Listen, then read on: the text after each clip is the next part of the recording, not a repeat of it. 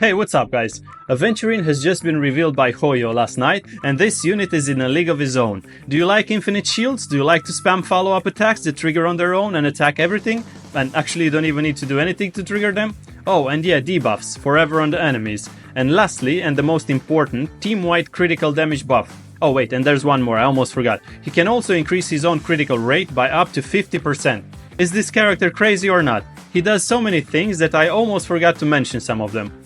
In this video we'll talk about Aventurine, his signature light cone, and yeah, stay tuned for that because his signature light cone is a bit mid. I'll also share with you what mats you need to pre-farm for him, as there's just a few days left until his release. Not only that, but I'll also share with you some of his best teams that I found on the internet and builds too. Let's jump into it. Aventurine release date will be April 17, 2024 with Phase 2 of version 2.1.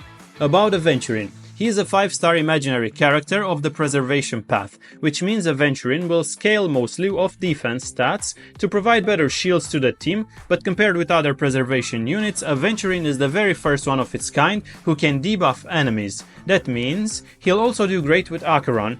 He can also do team-wide buffs, increase his own critical rate and do AoE damage. Anyways, let's have a look at his kit. Starting with his traces. First trace, it's called Leverage. This increases Aventurine's critical rate by 2% for every 100 defense exceeding 1600, up to a maximum of 48% crit rate. You need about 4000 defense to reach that, which is super achievable. This allows you to go full defense stats on Aventurine to maximize his damage. Second trace is Hot Hand. Whenever the battle starts, all allies receives a shield equal to the shield he would provide with his skill. This shield lasts for 3 turns and can stack, remember that. And the third trace, Bingo. This trace focuses on follow-up attack units, but that's not all. There is so much more to it. Let's see what this trace does.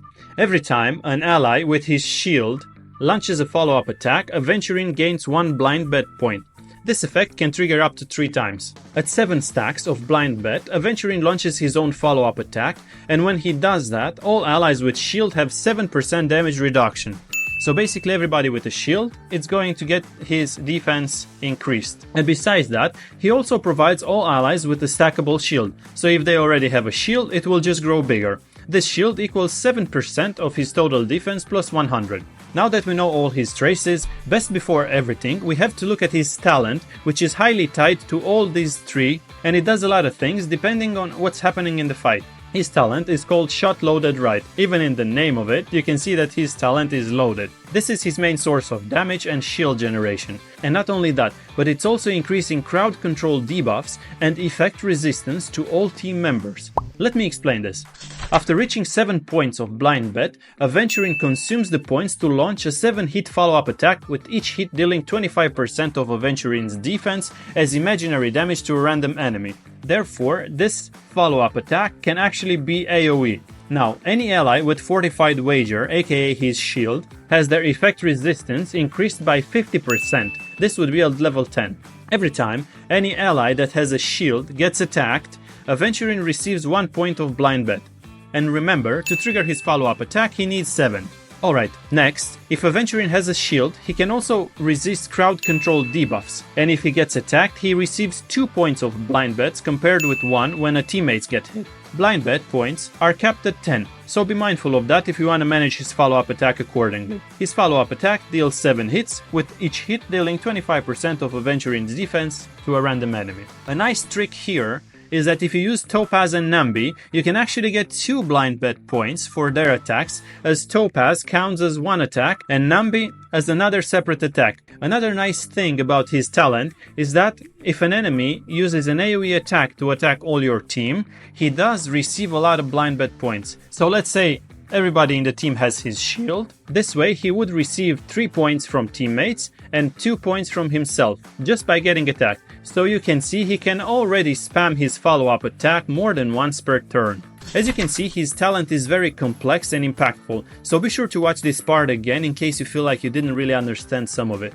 Or if not, just drop a comment below and ask me anything, I'll try to answer everybody. Right, let's now talk about the rest of his kit. His technique, the red or the black. So by using his technique, he can actually starts to gamba, believe it or not, same as Kinkwe with her skill, but he does it in the overworld. So basically, whenever he uses his tech, three things can happen.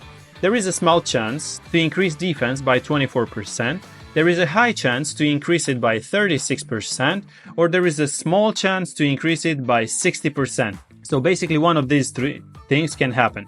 If you use his tech repeatedly, the best buff is kept.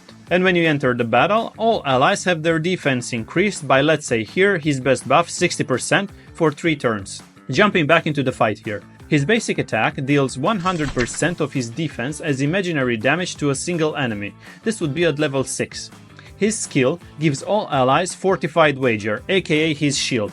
If Fortified Wager is gained repeatedly, for example from his talent as well, the shield stacks, so the shield becomes bigger and absorbs more damage, up to 200% more. The shield provided is 24% of Aventurine's defense plus 320 on top of that, and it lasts for 3 turns. So let's say you have 4000 defense on Aventurine. His maximum shield will be around 2600 fully stacked. And in case you're worrying if it takes a lot of time to fully stack it, no. Whenever you enter the battle, we already know that from his traces, he will provide everybody with a shield that's equal to the shield he would provide with his skill. So straight up, at the beginning of the battle, everyone has a shield. Then, whenever teammates get hit, he gets blind bet points, which means he can trigger another follow-up attack that will increase the shield even further. And he can also use his shield on top of that to increase the shield even further. So as you can see here, to maximize the shield on allies, it's actually quite simple. That's why I said at the beginning of the video that if you like infinite shields, this guy is your guy. Right, let's now talk about his ult. Same as his talent, his ult does quite a few things as well. First, it attacks a single target and deals 200% of Aventurine's defense. Then, the target attacked is guaranteed to get debuffed with Unnerved. What this does is that it will increase all critical damage dealt by all allies that hit that target by 15% for 3 turns. And lastly, he gains randomly between 1 to 7 points of blind bet. As you can see, his ultimate does quite a bit of damage as single target. And then it also debuffs, so he can be used with Acheron as well. And not only that, but he also receives more points of blind bet, so he can spam his follow-up attack even more. You can receive 1, you can receive 7, it's up to your luck. So as you can see from his kit, no matter what happens in the fight, whether your team gets attacked, or whether Aventurine casts his skill or ultimate, or even whether your team uses their own follow-up attacks, all of these will trigger infinite amounts of shields, and on top of that, this will help Aventurine get blind bet points to cast his own follow-up attack that restarts the whole cycle. Now let's talk about his signature light cone. His signature light cone gives 40% defense, and whenever the wearer shields an ally, it provides the wearer, not the ally, with another 40% critical damage. And lastly, when you attack with Aventurine's follow-up attack, there is 100% chance to debuff the enemy for 2 turns. What kind of debuff? The increased damage taken type. It's about 10%. So basically, Aventurine can do 2 debuffs. One with his ultimate and one with his signature light cone. But this signature light cone, it's not the most optimum light cone for him. Honestly, I feel like this is mid, and I would not really recommend you to pull for his signature light cone. But I would recommend you to save your resources for something better in the future. Other preservation light cones do more than enough, and if you play Aventurine with Acheron, you would use Trend of the Universal Market anyway. Or maybe you could even use Japard's signature as well, or even other 4 stars.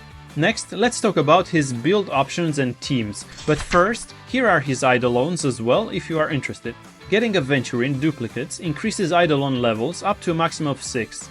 Eidolon 1 increases critical damage by 20% for all allies with a Fortified Wager. After using ultimate, provides a shield equal to his skill for 3 turns.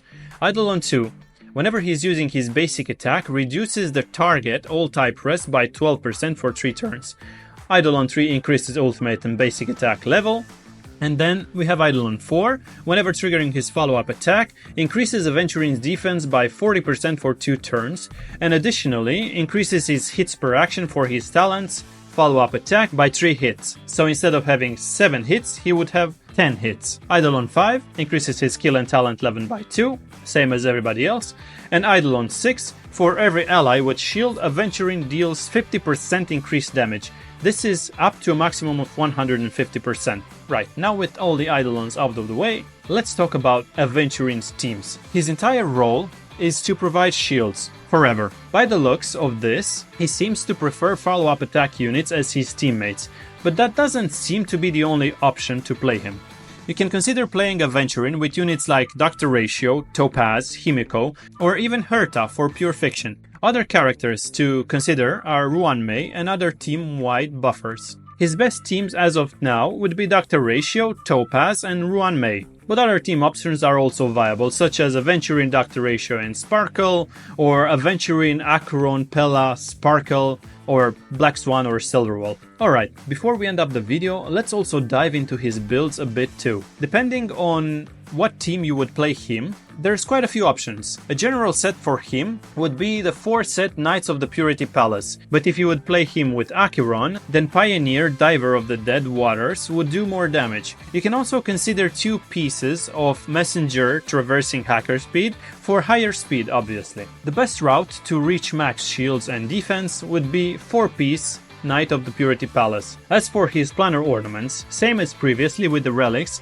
here you can also use quite a few options. You can try Inert Sal Soto for extra damage, or you could try Broken Kill for extra critical damage for team, or Penacony's Grand Hotel for extra energy regeneration. By the way, for its rope, I'd recommend you, as with any other sustains, an energy regen rope, but if you're struggling with defense, you can use defense.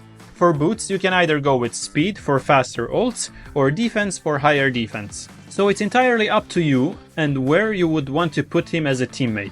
In terms of damage, Aventurine is the highest in any of the preservation units, but from what I've been theory crafting, my expectations wouldn't be that he would be the main damage dealer, although his damage would be more than welcomed in any teams. If you have any crazy ideas for Aventurine, feel free to also let me know in the comments below. Don't keep them all just for yourself. Alright guys, I think this is pretty much everything. Oh no, it's not. Actually, one more thing before we wrap it up. Here are his mats if you want to pre-farm for him and his light cone. Here's what you would need to level him up.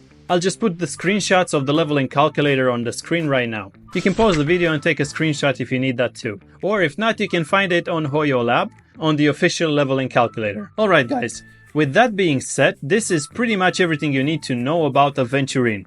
Do let me know if you're pulling for him and his light cone. I'm still not entirely decided, as I was lucky enough to get E6 Gallagher when I pulled for Acheron, and this 13-year-old uncle deals massive amount of damage, and he can also solo sustain for me in MOC 12 and Pure Fiction. If you actually want to see what Gallagher can do, be sure to watch this video on the screen now. Maybe this will help you decide against Aventurine, who knows.